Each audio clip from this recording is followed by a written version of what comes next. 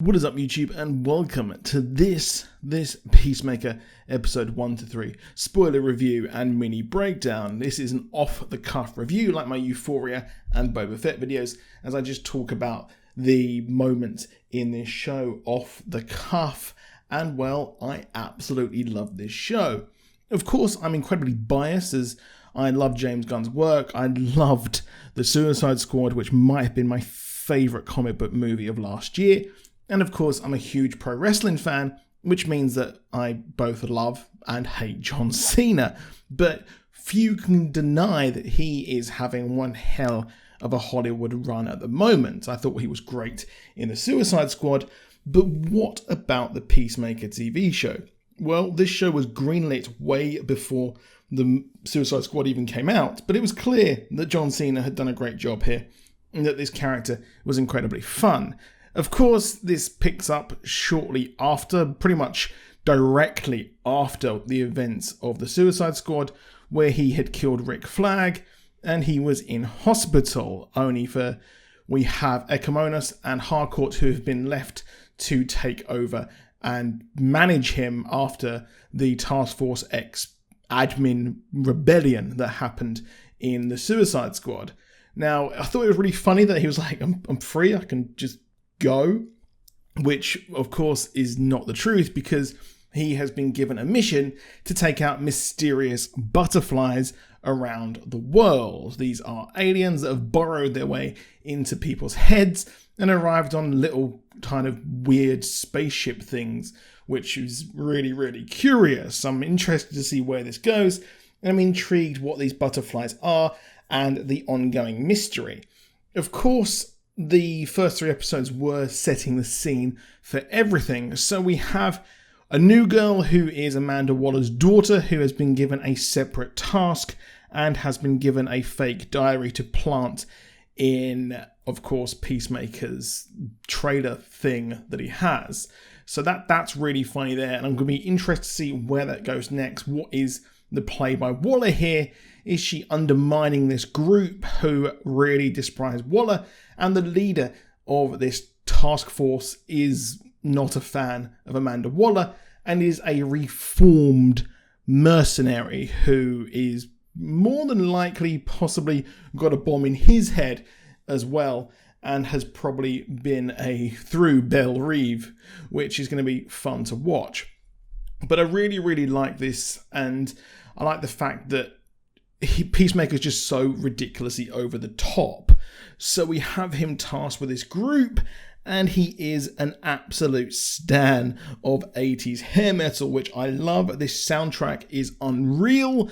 It is superb, and I'm loving the fact that Cinderella gets the babes. I have to say, Peacemaker's giving Johnny Lawrence a bit of a run for his money in the 80s stan here. But it was really, really good. And I loved the first episode where, of course, we saw him try to pull Harcourt, but he was just as bad as the douchebags who kind of tried to hit on her and then assault her. But we saw him get with a butterfly by mistake, which led to a bloody fight, and him have a new helmet which had a sonic boom. Pretty funny. Now, of course, the running B story here is the fact that we have Robert Patrick being his father, and his father is, as we found out in the course of the episodes, the White Dragon, a white supremacist character. Now, interestingly, Peacemaker in the comics did what he did out of shame of having a Nazi commandant death camp father. So they're making it a bit more modern-ish and having the White Dragon, who is a DC character and is part of the KKK and involved with that. So that's going to be an interesting move. And it also explains why Peacemaker is how he is. And the whole of that murder has been put at his feet. However, the police inadvertently put him in prison with all of his followers instead of Belle Reve or Arkham Asylum. So that's going to be an interesting move forward. But the butterfly mystery is the big thing here. And the buddy kind of bromance between Peacemaker and Adrian Chase's vigilante is a thing to behold. It really is absolutely hilarious. The guy who's playing the Vigilante here is superb. Of course, the Vigilante's wildly different. If you've seen him in Arrow, this is a more jovial, kind of weird character. They're doing this a lot with characters, which I do not mind. It's basically the Yelena Belovering of the Vigilante, which I don't mind. I really, really like that. And I really like the fact that they are kind of dealing with Peacemaker and his emotional fragility, because we saw a bit of that in the Suicide Squad, but seeing him here in full regalia and having the PTSD is superb. I love the new girl to Task Force X. She is great and absolutely hilarious, and I do think that there is going to be something going on. I wonder if the leader of this new task force is actually a butterfly himself, but doesn't know it. Hey, probably, I don't know. I've just watched the episode, but I really, really enjoyed it. There are some really, really cool Easter eggs, such as Eclipso featured in the trailer. And I think that the Vigilante thing was really a lot of fun and a smart move, making this a buddy cop thing, but buddy mercenary. I think the guy who plays him delivers his lines expertly. The hiding behind the bush, the dumpster thing that there was there is nothing short of expert in my opinion. And I'm very excited to see where this goes next.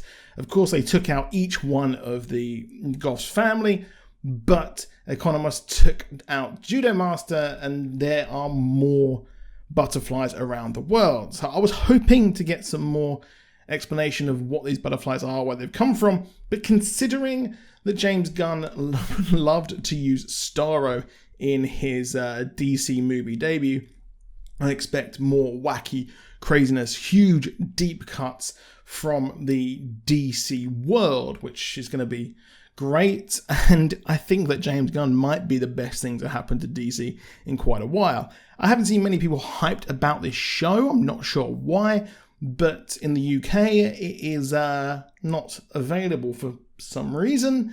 Well, it's the deal that HBO have with Sky and Sky Atlantic, but less said about that the better. But I think it is a solid foundation. I have to wonder why they release 3 episodes at a time. It's just bizarre, because you're on streaming. It doesn't matter if you release things weekly, like Amazon and Disney are doing. But overall, a really, really, really solid show and foundation to build upon this. I think John Cena delivering his lines as expert. The writing is great. The soundtrack is superb as well. So let me know what you think down below on Peacemaker. Do drop a like if you enjoyed the video and subscribe with notifications on. And if you want more of these off-the-cuff videos, 90% of my videos are scripted and deep dives, but 3 episodes in one day is untenable for me to make a deep dive. But I'll see you soon. I'll be back on Friday for a Mother Android video and Saturday for a Scream video. Yes, I'll see you soon. Goodbye.